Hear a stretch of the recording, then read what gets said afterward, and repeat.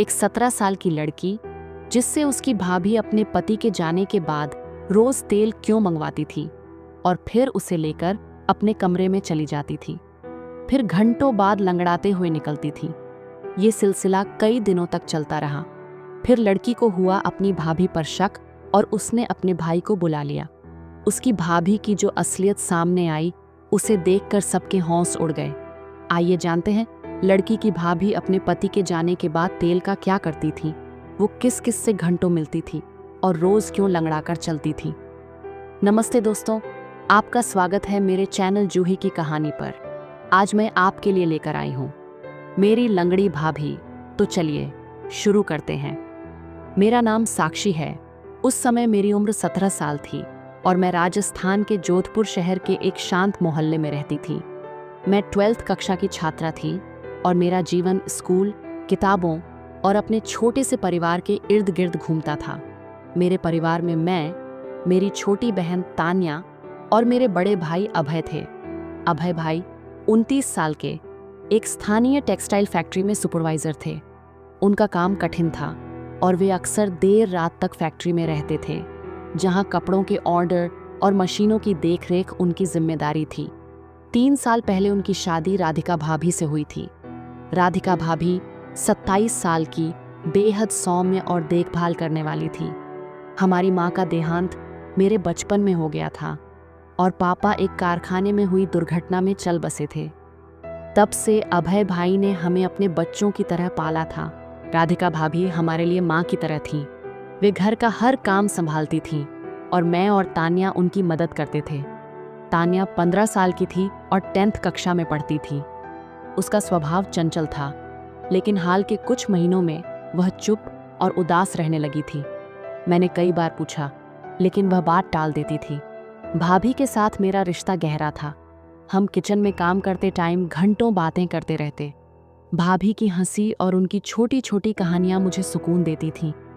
एक दिन स्कूल से लौटने के बाद राधिका भाभी ने मुझे बुलाया। उनकी आवाज़ में हल्की सी हड़बड़ी थी। साक्षी, क्या तू बाजार से 1 लीटर सरसों का तेल ले आएगी? घर में तेल खत्म हो गया है। मैंने हाँ कहा और स्कूल यूनिफॉर्म बदलकर बाजार चली गई। जब मैं तेल लेकर लौटी, भाभी ने बोतल मुझसे ली और बिना कुछ कहे अपने कमरे में चली गई। मैं हैरान हुई, क्योंकि भाभी हमेशा मुझे धन्यवाद कहती थी या कुछ मजाक करती थी। उस दिन उनका चेहरा तनावग्रस्त लग रहा था। मैंने सोचा शायद वे थक गई होंगी और अपने कमरे में चली गई। एक दिन अभय भाई फैक्ट्री से जल्दी घर आ गए। उनका चेहरा पीला था और वे बीमार लग रहे थे। मैं घबराकर उनके पास गई। भाई, आप ठीक तो हैं? इतनी जल्दी कैसे आ गए? मैंने पूछा। उन्होंने थकी मुस्कान के साथ कहा, बस सिर दर्द और बुखार सा है। मशीनों का शोर आज बर्दाश्त नहीं हुआ। थोड़ा आराम कर लूंगा तो ठीक हो जाऊंगा। वे अपने कमरे की ओर बढ़े, लेकिन दरवाज़ा अंदर से बंद था। भाई ने दरवाज़ा खटखटाया, लेकिन कोई जवाब नहीं आया। उनकी आंखों में शक उभरा। राधिका, दरवाज़ा खोलो, उन्होंने ज़ोर से कहा। अंदर से कोई आवाज़ नहीं आई। भाई ने मेरी ओर देखा। उनकी आवाज़ में गुस्सा था। साक्षी, राधिका कहाँ है? दरवाज़ा अंदर से क्यों बंद है?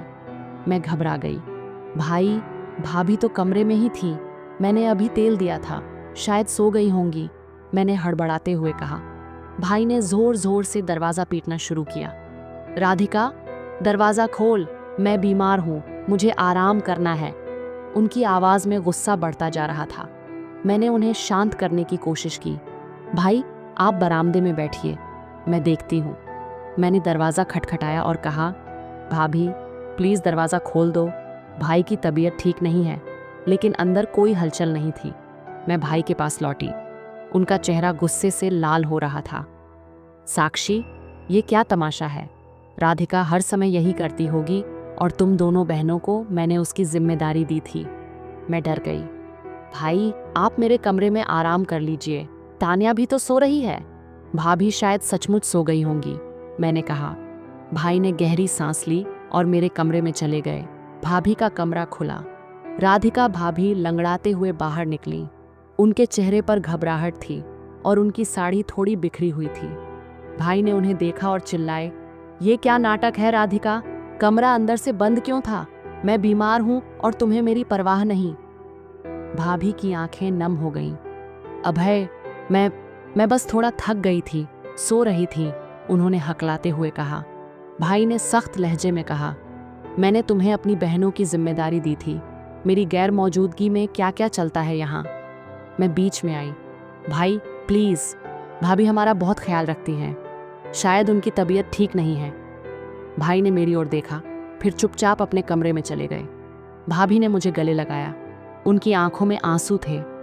शुक्रिया साक्षी, तुमने मेरा साथ दिया, उन्होंने कहा।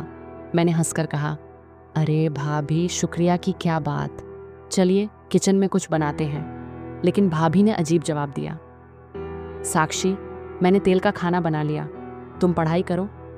वे लंगड़ाते हुए किचन में चली गईं। मैं स्तब्ध थी। मैंने खुद तेल की बोतल उनके कमरे में दी थी। तेल का खाना, यह कैसे मुमकिन था? मेरे मन में शक का कीड़ा कूदने लगा। अगली सुबह मैं और तान्या किचन में भाभी की मदद करने लगे। भाभी आज खामोश और परेशान सी थी। भाई भी किचन में आए और सामान्य बातें करने लगे। मैंने सोचा शायद ये सब मेरा वहम था। मैं स्कूल के लिए तैयार हुई और भाई के साथ निकल गई। भाई मुझे स्कूल छोड़ते थे क्योंकि उनकी फैक्ट्री रास्ते में पड़ती थी। तान्या की छुट्टियां थीं क्योंकि उसके 10th के एग्जाम हो चुके थे। स्कूल से लौटने पर मैंने देखा कि भाभी मेरा इंतजार कर रही थी। साक्षी, 1 लीटर सरसों का तेल ले आना। उनकी लंगड़ाहट गायब थी। मैंने पैसे लिए और तेल लाकर दे दिया। मैंने मजाक में कहा, भाभी आज तली हुई पूरियां बनाइएगा, मेरा मन कर रहा है। भाभी का चेहरा पीला पड़ गया। हाँ ठीक है, उन्होंने कहा और तेल लेकर कमरे में चली गई। शाम को भाई फैक्ट्री से लौटे। वे मेरे और तान्या के लिए मिठाइयाँ लाए थे। भाभी कमरे से निकली और मैंने देखा कि वे आज फिर से लंगड़ाने लगी थीं। मेरा शक गहरा हो गया। मैंने भाभी से पूछा, आपके पैर को क्या हुआ? वे चुप रहीं। किचन में मैंने फिर कहा, भाभी पूरियां खाने का मन है। उन्होंने अजीब नज़रों से मुझे देखा और बोली, साक्षी, मैंने तेल का खाना बना लिया था, आज आलू मटर की सब्जी बनाई है। मैं हक्का बक्का थी। फिर से झूठ। मैं चुपचाप अपने कमरे में चली गई। कमरे में तान्या अपनी पुरानी किताबें पढ़ रही थी। मैंने मजाक में कहा, छुट्टियों में पढ़ाई, एग्जाम के समय कहाँ थी ये मेहनत? तान्या गुस्से से बोली, साक्षी, तू हर समय मेरी माँ मत बन, तू मुझसे बस 2 साल बड़ी है। मैं हैरान थी। तान्या ने कभी मुझसे ऐसे बात नहीं की थी। मैं भाई के पास गई। वे मुझसे पढ़ाई के बारे में पूछ रहे थे, लेकिन मेरा ध्यान भाभी की हरकतों पर था। मैंने भाई को बताया कि तान्या ने मुझसे बदतमीजी की। भाई ने तान्या को बुलाया और कहा, तू हर समय कमरे में क्यों घुसी रहती है, बाहर क्यों नहीं आती? तान्या अचानक रोने लगी। भाई, मुझे लगता है मैं इस घर में बोझ हूँ, आप लोग मुझे प्यार नहीं करते। हम सब हैरान थे। भाई ने तान्या को गले लगाया और कहा, तू मेरी बेटी जैसी है, ऐसी बातें मत सोच।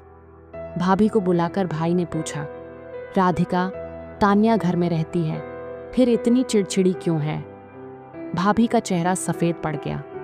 अभय, मैंने उसे काम में मदद करने को कहा था, शायद उसे बुरा लगा, उन्होंने डरते हुए कहा। मुझे लगा भाभी कुछ छुपा रही हैं। अगले दिन भाई तान्या के लिए किताबें और मेरे लिए बोर्ड गेम्स लाए। तान्या खुश थी, लेकिन मैं भाभी की हरकतों से परेशान थी। एक रात मैं पढ़ रही थी, तभी मैंने भाभी को अपने कमरे से निकलकर छत की ओर जाते देखा। रात के 1 बजे मैं चुपके से पीछे गई। भाभी छत पर किसी से फुसफुसा रही थी। मैं डर गई और वापस कमरे में आ गई। अगले दिन भाभी ने फिर तेल मंगवाया। मैंने तान्या से कहा, तान्या, भाभी के साथ कुछ गड़बड़ है, तू उनके कमरे में छुपकर देख, वो तेल के साथ क्या करती हैं। तान्या ने हाँ कहा। मैं तेल लाई और भाभी कमरे में चली गई। तान्या उनके कमरे में छुप गई। 1 घंटे बाद भाभी लंगड़ाते हुए बाहर आई और तान्या भी लंगड़ा रही थी। मैंने पूछा, क्या हुआ? तान्या बोली, साक्षी, भाभी खिड़की से बाहर निकलती हैं। मैंने भी कोशिश की, लेकिन पैर में चोट लग गई। मेरा दिमाग चकरा गया। ये सब क्या चल रहा है? ऐसा क्या है कमरे में? अगले दिन मैंने खुद भाभी के कमरे में छुपने का फैसला किया। मैंने तान्या को चुप रहने को कहा। भाभी ने फिर से तेल मंगवाया। मैं उनके कमरे में छुप गई। भाभी ने तेल की बोतल ली और खिड़की से बाहर निकल गई। मैंने देखा कि वे एक सुनसान गली में एक छोटे से मंदिर की ओर जा रही थीं। मैं चुपके से पीछे गई। वहां एक बुजुर्ग पुजारी था जो भाभी को एक छोटी सी पुड़िया दे रहा था और तेल की शीशी ले रहा था। भाभी ने तेल उसे दे दिया और पुड़िया लेकर लौट आई। मैं हैरान थी। मैंने अगले दिन भाई को फ़ोन किया और कहा, भाई आज फैक्ट्री से जल्दी आइए, मुझे आपको कुछ दिखाना है। भाई उस दिन जल्दी आए। मैंने उन्हें घर के बाहर इंतज़ार करने को कहा।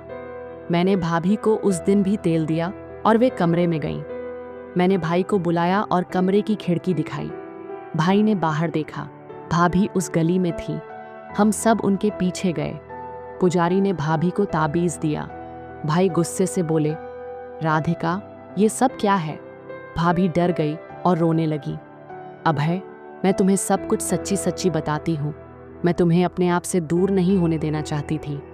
तुम हमेशा साक्षी और तान्या की चिंता करते हो। मुझे लगा तुम मुझसे प्यार नहीं करते। मेरी मौसी ने इस पुजारी का जिक्र किया था। उसने कहा कि ये ताबीज़ तुम्हें मेरे करीब लाएगा। इसके लिए रोज़ सरसों का तेल लाना पड़ता था, जिसे मंत्र पढ़कर मंदिर के पास वाले नाले में डालना था। मैं भी यही करने वाली थी, लेकिन साक्षी ने मुझे गलत समझा। मैंने कोई भी ऐसा वैसा काम नहीं किया है। बस यही गलती हो गई मुझसे कि मैं मेरी मौसी की बातों में आकर इस सब चीज़ों पर विश्वास कर बैठी। मुझे माफ़ कर दो। भाई चुप रहे। सब कुछ सुनने के बाद वे बोले, राधिका तुम्हें मुझ पर भरोसा करना चाहिए था। इन सब बातों में अपना घर खो बैठती। मैंने कहा, भाई भाभी हमारी माँ जैसी हैं, उन्हें माफ़ कर दो। भाभी ने हमें गले लगाया और हमारे घर में फिर से प्यार का माहौल लौट आया। साक्षी और राधिका की कहानी हमें सिखाती है कि रिश्तों में भरोसा और खुला संवाद सबसे महत्वपूर्ण है। गलतफहमियां और चुप्पी परिवार में दरार डाल सकती हैं, लेकिन सच्चाई और समझदारी उन्हें फिर से जोड़ सकती है। राधिका की असुरक्षा उसे अंधविश्वास की ओर ले गई। यह कहानी यह भी दर्शाती है कि हर गलती के पीछे एक कारण हो सकता है और माफ़ी व समझ रिश्तों को मजबूत बनाती है। हमें अपने प्रियजनों की भावनाओं को समझने और उनकी चुप्पियों को सुनने की कोशिश करनी चाहिए, ताकि प्यार और विश्वास का बंधन कभी न टूटे। दोस्तों, अगर आपको यह स्टोरी पसंद आई हो तो एक प्यारा सा कमेंट करें जिसमें आप अपनी राय मुझे दे सकते हैं। मुझसे जुड़े रहने के लिए आप सभी को बहुत सारा प्यार। ये वीडियो केवल मनोरंजन और शिक्षा के उद्देश्य के लिए है। मेरा मकसद किसी भी तरह की अनुचित बात, अश्लील भावना को बढ़ावा देना नहीं है। आपके प्यार, भरोसे और साथ के लिए दिल से शुक्रिया। मिलते हैं अगली वीडियो में।